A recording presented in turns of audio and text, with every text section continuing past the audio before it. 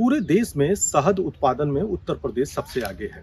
वहीं उत्तर प्रदेश के में अगर शहद उत्पादन की बात करें तो सहारनपुर एक ऐसा जिला है जहां पर सबसे ज़्यादा शहद का उत्पादन होता है। उत्तर प्रदेश की राजधानी लखनऊ में भी शहद का उत्पादन अब काफ़ी ज़्यादा किसानों के द्वारा किया जा रहा है। जनपद में 1000 से ज़्यादा किसान शहद का उत्पादन करते हैं।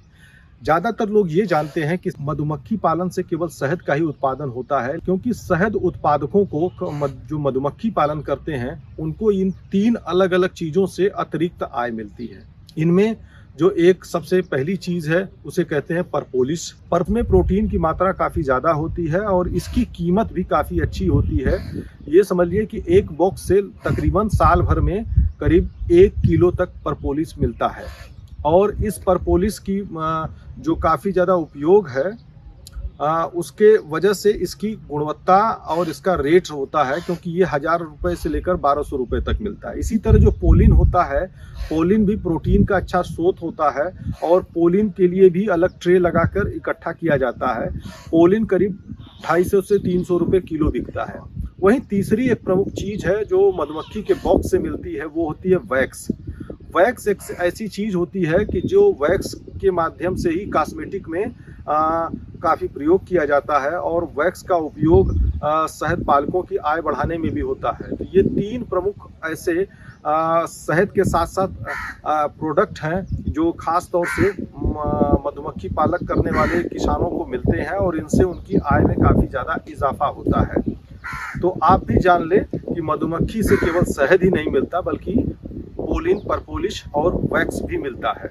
ऑर्गेनिक नहीं हो सकता, क्योंकि ऑर्गेनिक के लिए हमें जो फसल पे जा रही है मधुमक्खी, उसमें हम रासायनिक खादों का प्रयोग करते हैं, तो ऑर्गेनिक तो हुआ नहीं।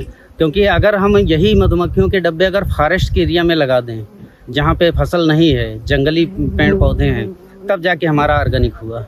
मधुमक्खी से केवल शहद ही नहीं मिलता है, इसके साथ साथ हमें 2 प्रोडक्ट और मिलते हैं, जैसे पोलन हुआ और प्रपोलिस हुआ।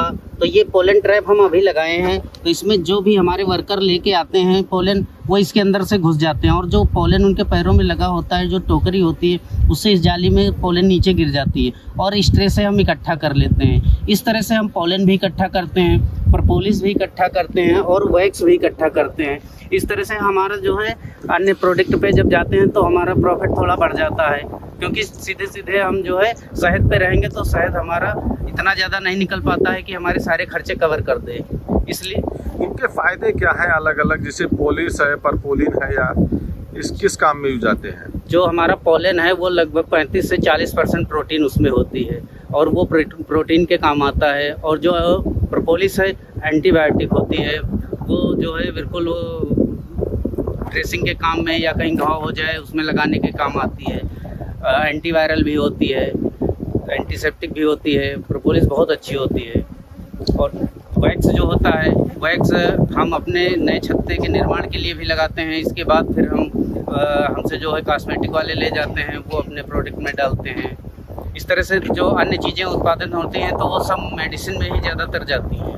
धर्मेंद्र सिंह, किसान तक, लखनऊ। हमसे है दुनिया, हमें कुछ करके दिखाना है। मिट्टी मेरी, सेहत मेरी, खेती का नया जमाना है। किसान तक, खाना है तो उगाना है।